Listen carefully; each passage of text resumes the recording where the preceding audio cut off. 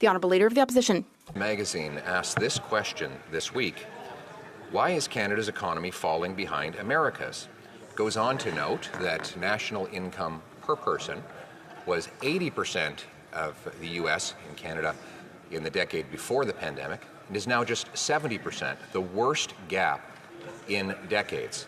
So will the Prime Minister doesn't answer my questions, maybe he'll answer the economist's questions. Why is our economy falling so far behind the Americans? Is it because of his quadrupling carbon tax?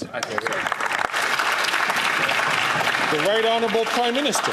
On the contrary, Mr. Speaker, one of the reasons why foreign direct investment is up by 60% since 2015 is because, contrary to what the Harper government put forward, we're actually leading on the fight against climate change, on green energy, on a responsible building for a sustainable future that means countries around the world want to invest. In fact, last year, Mr. Speaker, we were the third largest recipient in the world of foreign direct investment after U.S. and Brazil, which makes us number one in the G20 for people investing in Canada. We're going to continue to invest. The Honourable Leader of the Opposition. Speaker, Canada's workers get 55 cents of investment for every dollar an American worker gets, and only 65 cents for every dollar an OECD average worker gets. For a net 450 billion Canadian investment dollars have poured out into the U.S., more than have come back under this Prime Minister's 9 years. And The Economist points out that our GDP per capita is now lower than Alabama. And it says, and I quote, "Catching up to Alabama may soon seem like a distant dream." Why?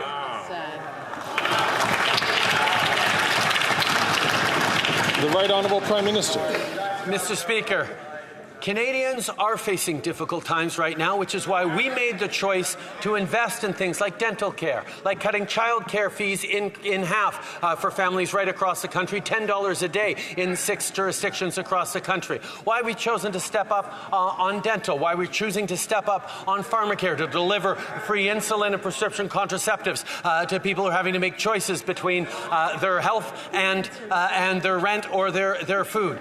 These are the things we're choosing to make because we are putting the best balance sheet in the G7, the lowest deficit in the G7, in service of Canadians who need support. The Honourable Leader of the Opposition. Canada has the worst mortgage debt, the worst inflation, housing inflation, that is, and the most significant consumer debt of all G7 nations. Now, The Economist has asked the following question: why is Canada falling behind the American economy? The GDP per capita in Canada is only 70% of what it is in the States. So here is the question in The Economist: why are Canadians falling behind Americans? The Right Honourable Prime Minister. Mr. Speaker, the International Monetary Fund has projected that Canada will have stronger growth next year than the United States. We are at the top of the pack in the G7 when it comes to having the smallest debt to GDP and deficit to GDP ratio. Our macroeconomic situation is very sound. Here's what we want to do for Canadians. We want to offer them services and programs which will help them, like dental care, like school food programs. We are here to invest. The Conservatives are here to cut. The Honourable Leader of the Opposition.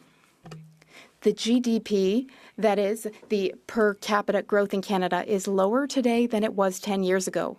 This is the worst GDP growth per capita of all Canadian prime ministers in decades. There's also been the most significant consumer debt of all G7 countries, and now our GDP per capita is lower than Alabama's, Mr. Speaker. How is it that while America is getting richer, Canadians and Canada are becoming poorer? The Right Honourable Prime Minister.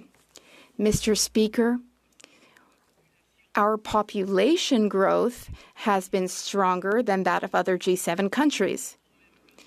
That has also led to positive things. Our economy has grown. Our growth is speeding up. We're projected to grow our economy faster than the United States next year. We also have the best budget situation of all G7 countries. We are not opting for austerity and cuts like the Conservatives do. We prioritize the programs and services that Canadians need because that's how we'll get through this.